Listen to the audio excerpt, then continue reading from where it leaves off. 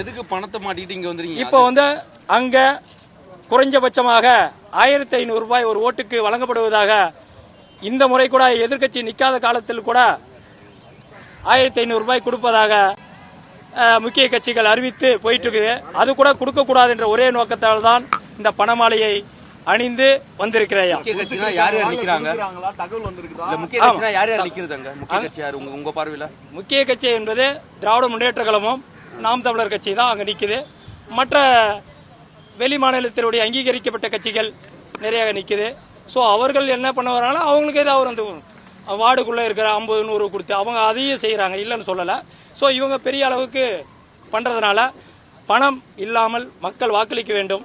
அந்த மக்களுக்கு ஒரு ஜனநாயகமா அவங்களுக்கு சுதந்திரமா முக்கிய கட்சிகள் அவங்கள ஆதரித்து அவங்களுக்கு பணம் கொடுக்காமல் அவர்களுக்கு எந்த ஒரு இது இல்லாமல் இந்த தேர்தல் நடத்த வேண்டும். ஏன்னா போன முறையெல்லாம் எத்தனையோ ஈரோடு இடைத்தேர்தலுடைய விதிமுறைகள்லாம் மீறப்பட்டதாக எல்லா ஊடகங்களுக்கும் தெரியும். அந்த மாதிரி இல்லாமல் இப்போ குறைஞ்சிட்டு இருக்கிறது, இன்னும் குறைய வேண்டும் என்ற ஒரே நோக்கத்தோடு இந்த பணமாலையுடன் தேர்தல் அதிகாரி தலைமை தேர்தல் அதிகாரியை பார்த்து மனு கொடுக்க வந்திருக்கேன். பணப்பட்டுவாடா சொல்லுவீங்களா?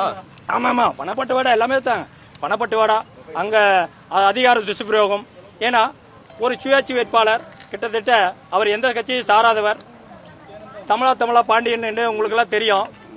அவருடைய மனுவில் சரியாக பூர்த்தி செய்யாத மனுவுக்கு கூட 2 மணி நேரம் அந்த அதிகாரி நாங்க சொல்றோம், சார் ஐயா இவ்வளவு விடுபட்டு இது இருக்கு, அந்த விடுபட்டு இதெல்லாம் நீங்க ஏற்றுக்கொள்ள முடியாது. நாங்களும் ஒரு 52 தேர்தல் நின்று இருக்க மிகப்பெரிய முக்கியமான தலைவர்கள் கலைஞர் ஜெயலலிதா, எடப்பாடியார், அண்ணன் ஸ்டாலின் அண்ணா அவர்களுடைய இது அன்புமணி, விஜயகாந்த் தொகுதியெல்லாம் நான் போட்டிட்டு இருக்கேன். பல முக்கியமான தொகுதியிலேயே நான் போட்டிட்டு இருக்கேன்.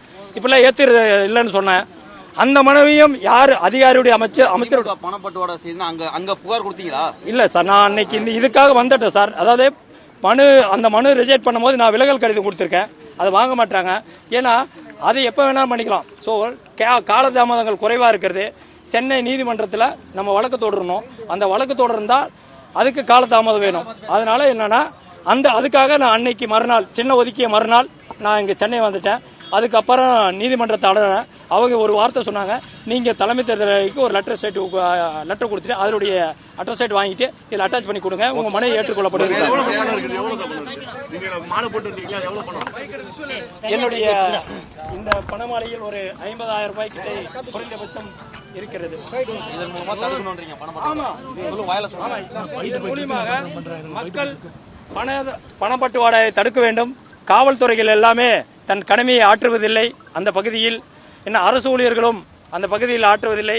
இந்த ஊழலுக்கு எதிராக நாம் குரல் கொடுத்தால் அதற்கு எனக்கு பல விதத்தில் காவல்துறை உயர் அதிகாரிகளும் IAS அதிகாரிகளும் பல மிரட்டல்களை அதிகாரிகள் மூலமாக என் வீடு வரைக்கும் என் அலுவலகம் வரைக்கும் பல காரணத்தை சொல்லி அப்பா அம்மாவை எல்லாம் மிரட்டுகிறார்கள். அதில் ஒரு காரணமும் இருக்கிறது. அதையும் உள்துறை செயலாளரை பார்த்து கொடுக்க வேண்டியது இருக்கு. இன்னைக்கு தலைமை தேர்தல் அதிகாரி பார்த்து இன்று கொடுத்துட்டு இவங்க கிட்ட இருந்து ஒரு லெட்டர் வாங்கிட்டு போய் நீதிமன்றத்தில் நான் வழக்கு தொடர்றதுக்காக வந்திருக்கேன் சார்.